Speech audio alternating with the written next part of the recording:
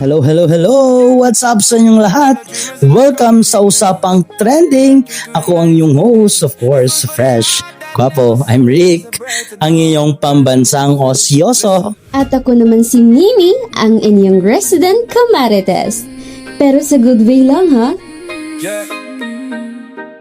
She wakes up to the city's hum, far from where she started from. Another shift till kingdom. Anyway, kumusta ka, Rick? Grabe, nakita mo ba yung viral video kanina? Pati yung 5-year-old ko na pamangkin, kabisado na yung sayaw. Yun na nga, Mi. Yun ang pag-uusapan natin ngayon. Paano na ba binago ng social media o ating sinasabing pop culture ang mga kabataan ngayon, right?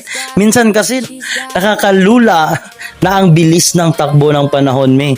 Like, one scroll, everything there. Like, ganyan ang nangyayari natin ngayon.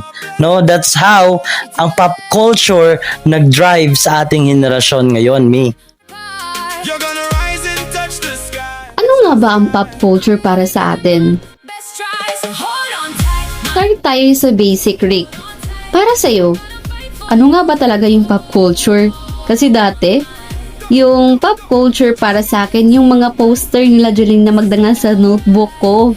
And yes, Mi, that's a classic kasi yun, no? Para sa atin yan. Kasi para sa akin, ang pop culture ay kung ano ang hype, right? Yan, that's what I think, that's what I see, no? Kasi that's the pop culture. Ito yung mga bagay na kapag di mo alam, para talagang nasa ibang planeta ka na. Pero alam mo, Mi, malaki ang kaibahan ng pop culture natin noon sa pop culture ng mga kabataan ngayon, ng mga Gen Z o yung mga Gen Z Alpha ngayon eh. Kayong henerasyon na ito, napakalaki ang diferensya ng pop culture natin noon at ng pop culture nila ngayon. True! Nung panahon natin, charot! Parang ang tanda ko na, haha. Pero, nung sa una, kailangan mo pa talagang bumili ng mga magazine o magabang sa radyo para malaman kung ano yung mga sikat or uso. Pero ngayon, isang swipe lang sa TikTok or Reels, ando na lahat. Ang pop culture ngayon ay yung naka-digital first na talaga. Kasi ito no, ang napakaseryoso, no? Napakaseryoso kasi at ang bilis, 'di ba, ngayon umaga. Ganito ang topic, aesthetic. Ngayong umaga, ang usapan, mamayang hapon, may bagong slang na naman, may bagong words na naman, may bagong trending na naman ang pag-uusapan sa social media.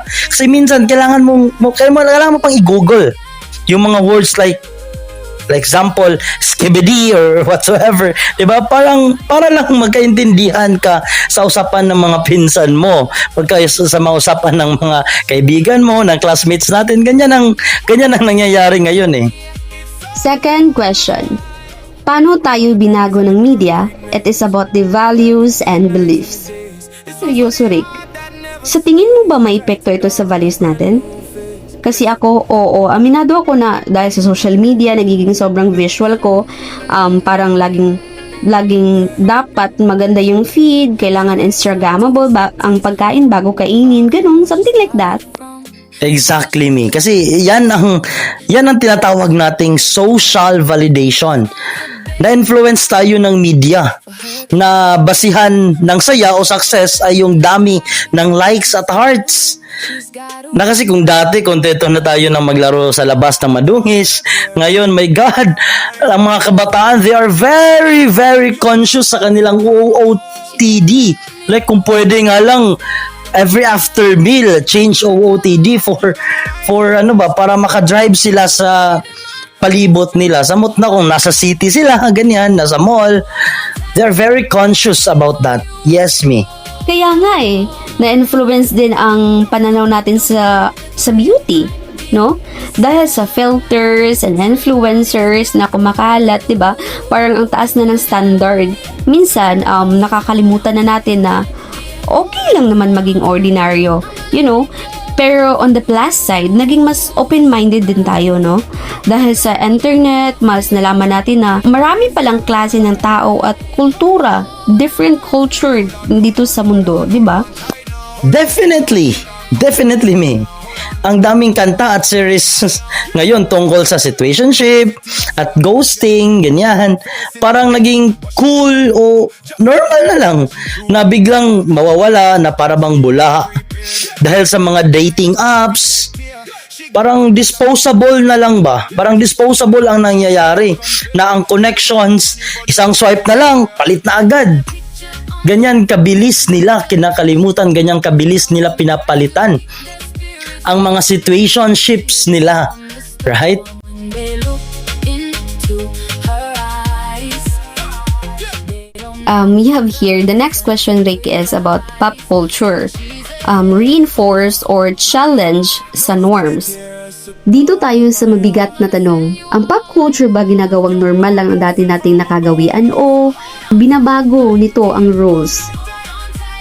Tingin ko mas challenger ang pop culture ngayon. Halimbawa, yung usapan tungkol sa mental health. Dati kapag sinabi mong malungkot ka o stress ka, kapag sinabi mo yan sa kaibigan mo, sa parents mo, sasabihan ka lang na nag-iinarte ka lang o kulang ka lang sa dasal, right?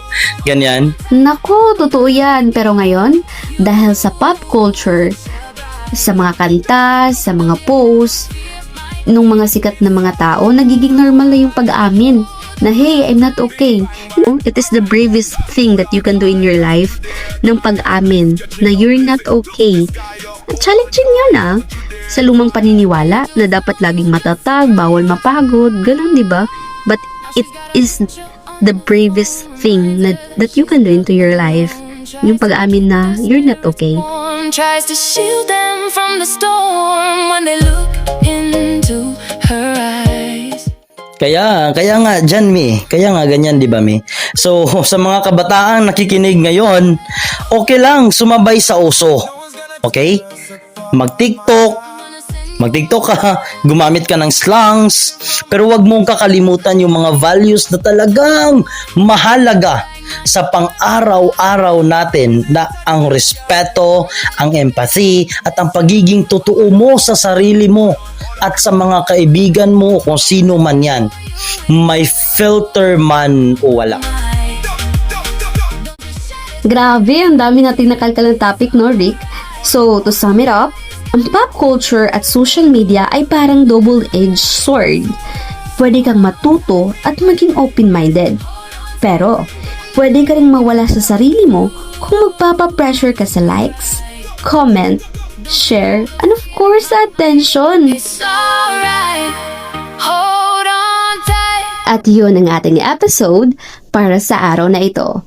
Maraming salamat sa pakikinig sa Usapang Trending. Muli, ako si Rick. At ako naman si Mimi. Stay trending, stay real.